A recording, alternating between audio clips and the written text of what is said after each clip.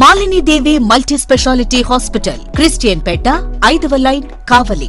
Doctor Guttipati Malini దేవి, MBBS, MS, OBGY, కాన్పులు మరియు గర్భకోశ వ్యాధి నిపుణులు.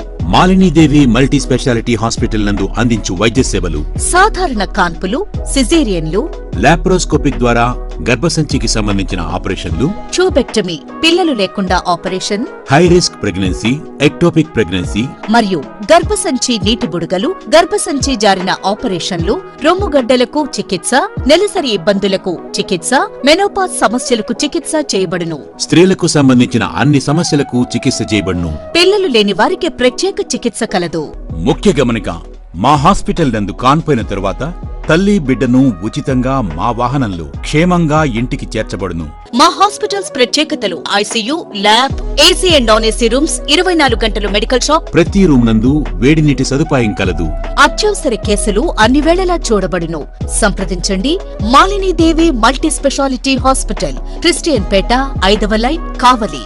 ఫోన్ నంబర్స్ 9398665676 మరియు 086262451. Welcome to CMD news. నా పేరు దివ్య. నేటి వార్తా విశేషాలు.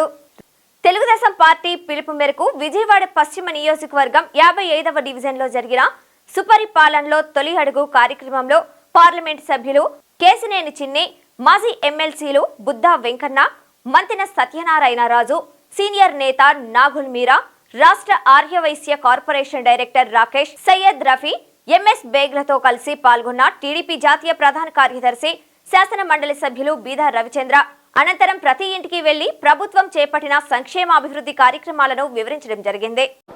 సుపరిపాలనలో తొలి అడుగు కార్యక్రమం ఈ రోజు నుంచి జూలై ఆఖరు వరకు సాధారణ కార్యకర్త నుంచి ముఖ్యమంత్రి గారి వరకు మంత్రులు, ఎంపీలు, ఎమ్మెల్యేలు, ఎమ్మెల్సీలు, పార్టీ శ్రేణులందరూ ప్రజల వద్దకు వెళ్ళి 4వ దఫా ముఖ్యమంత్రిగా నారా చంద్రబాబు నాయుడు గారు తొలి సంవత్సరం పూర్తి చేసుకున్నటువంటి సందర్భంగా కూటమి ప్రభుత్వంలో సంక్షేమ అభివృద్ధి కార్యక్రమాలు ఏమి అమలు చేశాం, ప్రజల అవసరాలేంటి, ప్రజల యొక్క సమస్యలని తెలుసుకోవడంతో పాటుగా ఈ కూటమి ప్రభుత్వం Telugu Desam party, Bharatiya Janata party, Janasena party ఆధ్వర్యంలో ఏడాది పాలనలో ప్రజలకు అందించినటువంటి కార్యక్రమాలు తెలియజేయడంతో పాటుగా భవిష్యత్తులో ప్రజల అవసరాలు తీర్చేందుకే ఈ సుపరిపాలనలో తొలి అడుగు కార్యక్రమం తీసుకున్నాం. అందుకే దానికి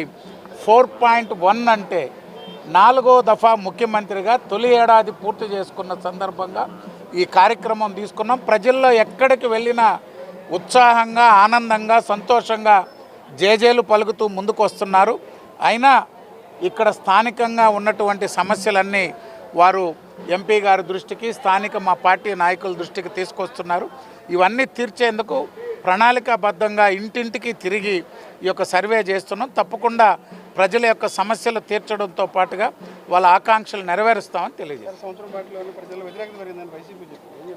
అంటే వైసీపీ అంతకంటే ఏం చెప్పొద్ది, జగన్మోహన్ రెడ్డి గారి మీద పెరుగుతున్నటువంటి వాళ్ళ పార్టీలో వ్యతిరేకతకి, జగన్మోహన్ రెడ్డి ప్రభుత్వంలో దోపిడీదారులు, దొంగలు, అవినీతి పరులు, అరాచక శక్తులు మీద జరుగుతున్నటువంటి ప్రజలు స్వచ్ఛందంగా వచ్చి పెడుతున్నటువంటి కేసులు, మా భూములు దోచేశారు, మా ఫ్యాక్టరీలు మూసేశారు, మా పరిశ్రమలను వెనక్కి నెట్టేశారు అని ప్రజలు తిరగబడి చేస్తున్నటువంటి పోరాటానికి భయపడి జగన్మోహన్ రెడ్డి గారు కొత్త డ్రామాలు ఆడుతున్నారు, ప్రజల్ని రెచ్చగొడుతున్నారు. అవసరమైతే చంపండి, అవసరమైతే ఏమైనా చేయండి అనేటువంటి ధోరణితో జగన్మోహన్ రెడ్డి గారు మాట్లాడుతున్నారు తప్పితే ఆయన ఆనాడు ప్రతిపక్షంలో 14-19 ఇదే మాట్లాడాడు. చంద్రబాబు నాయుడు గారిని కాల్చి చంపండి, చొక్కా పట్టుకోండి, నిలదీయండి, దాడులు చేయండి అని ప్రోత్సహించారు. ప్రజలు 1924లో అర్థం చేసుకున్నారు. ఇప్పుడు జగన్మోహన్ రెడ్డి గారి ప్రకటనలు, జగన్మోహన్ రెడ్డి గారి ఆలోచనల్ని అందరూ ప్రజలు అర్థం చేసుకొని ఎవరు నమ్మే పరిస్థితి లేదు. ఇది డ్రామా అండి. జగన్మోహన్ రెడ్డి గారికి ఎక్కడ పర్మిషన్ ఇవ్వలేదు. ఆయన ఎక్కడైనా విచారింపులకో పలకరింపులకో పోతున్నాడా? ఏదో దాడులు చేయడానికి పోయినట్టుగా ఉంది. ప్రజలని పక్కదారి పట్టించేందుకు, వాళ్ళ కార్యకర్తలని రెచ్చగొట్టి దాంట్లో బ్లేడ్ బ్యాచ్ల్ని, గంజాయి బ్యాచ్ల్ని, డ్రగ్గిస్టుల్ని, అందరినీ రౌడీ షీటర్లని ఉసిగొల్పి ప్రభుత్వాన్ని మీద రెచ్చగొడుతున్నాడు. నెల్లూరులో ఆయన వచ్చి విచారించుకుంటూ ఎవరొద్దన్నారు? వాళ్ళు ఏడో 4 హెలిప్యాడ్లు మేము చూసాం, మాకు పర్మిషన్ లేదు. సన్న గొంతులో, ఇరుకు గొంతులో 10 అడుగులు, 12 అడుగులు, 16 అడుగులు గొంతుల్లో మాజీ ముఖ్యమంత్రి కార్యక్రమం పెట్టి మళ్ళీ వాళ్ళే మాట్లాడతారు, మాకు రక్షణ లేదు, మాకు పోలీసుని ఇవ్వటం లేదని. ఇవన్నీ కూడా ఒక డ్రామా నడుపుతున్నారు వైఎస్ఆర్సీ. మేము ప్రజలకి సంక్షేమాన్ని అందిస్తున్నాం, ప్రజలు మమ్మల్ని ఆదరిస్తున్నారు. వాళ్ళు ఏం కార్యక్రమాలు చేసుకున్నా, ఎన్ని ప్రకటనలు చేసినా జగన్మోహన్ రెడ్డి ఫెయిల్యూర్స్ని ప్రజలు అర్థం చేసుకున్నారు. కూటమి ప్రభుత్వాన్ని, చంద్రబాబు నాయుడు గారిని ప్రజలు మరొకసారి ఆశీర్వదించేదానికి సిద్ధంగా ఉన్నారు. శ్రీ శ్రీ శ్రీ శేషగిరి అఘోర స్వామి శ్రీశైలం ప్రతి నెల 1వ తారీఖు నుంచి 10వ తారీఖు వరకు ప్రజల కోరిక మేరకు అందుబాటులో బాలకృష్ణారెడ్డి నగర్ వారి స్వగృహం నందు ఉంటారు. అలాగే ప్రత్యేక పూజలు నిర్వహించబడును, గృహవాస్తు చూడబడును, విగ్రహ ప్రతిష్టాపనలు చేయబడును, శంకుస్థాపనలు, వివాహిత ముహూర్తాలు చూడబడును, ఎటువంటి పీడ గ్రహ దోషములు తొలగించబడును, ఎటువంటి సమస్యకైనా పరిష్కారం చూపబడును.